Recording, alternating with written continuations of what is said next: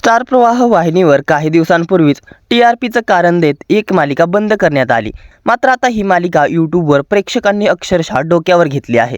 मात्र आता प्रेक्षकांनी उत्तम प्रतिसाद दिल्यानंतर मालिकेच्या मेकर्सनी आता आणखी कोणते दोन मोठे निर्णय घेतले आहेत पाहूयात याबद्दलची पूर्ण माहिती या व्हिडिओमध्ये। पण त्याआधी आपल्या फिल्मी उचापती या चॅनलला सबस्क्राईब केलं नसेल तर सबस्क्राईब करून घ्या। नव्या मालिका सुरू होतात जुन्या मालिकांच्या वेळा बदलल्या जातात किंवा त्या मालिका संपवल्या जातात।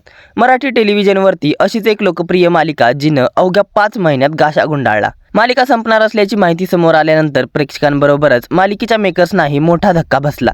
पण खचून न जाता त्यांनी ही मालिका यूट्यूबवर टेलिकास्ट करण्याचा निर्णय घेतला। TRPचं कारण देत बंद करायला लावलेली मालिका यूट्यूबवर प्रेक्षकांनी अक्षरशः डोक्यावर घेतली आहे।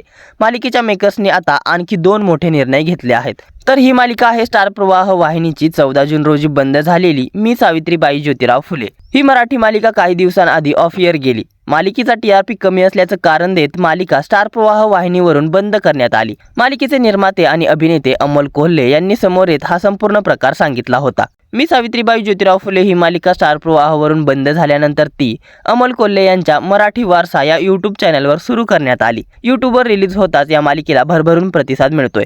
मालिकेच्या एपिसोडना प्रेक्षकांचा उत्तम प्रतिसाद मिळत असून मालिकेच्या व्ह्यूजनं सगळ्यांचं लक्ष वेधलं आहे।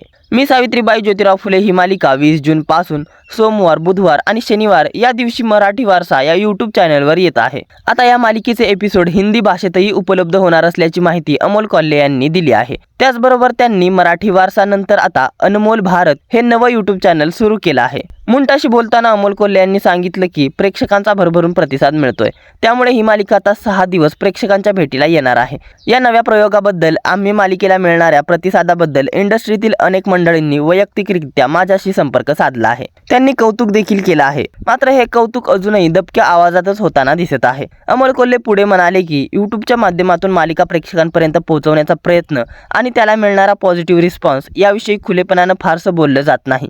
तरीही प्रेक्षकांचा वाढता प्रतिसाद आम्हाला योग्य दिशेने वाटचाल करत असल्याची खात्री आणि काम करण्याची नवी ऊर्जा देत आहे। दरम्यान मी सावित्रीबाई ज्योतिराव फुले ही मालिका तुम्ही यूट्यूबवर पाहताय का? ही मालिका तुम्हाला आवडते का?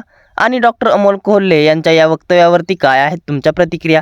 ही मालिका आता तुम्हाला 6 दिवस पाहायला मिळणार आहे। तसेच ही मालिका हिंदीमधून देखील प्रेक्षकांच्या भेटीला येत आहे। त्यामुळे तुमच्या याबद्दल काय आहेत प्रतिक्रिया कमेंट्स करून नक्की सांगा। मनोरंजन विश्वातील अशाच घडामोडी जाणून घेण्यासाठी आपल्या फिल्मी उचापती या चॅनलला सबस्क्राईब करा। धन्यवाद।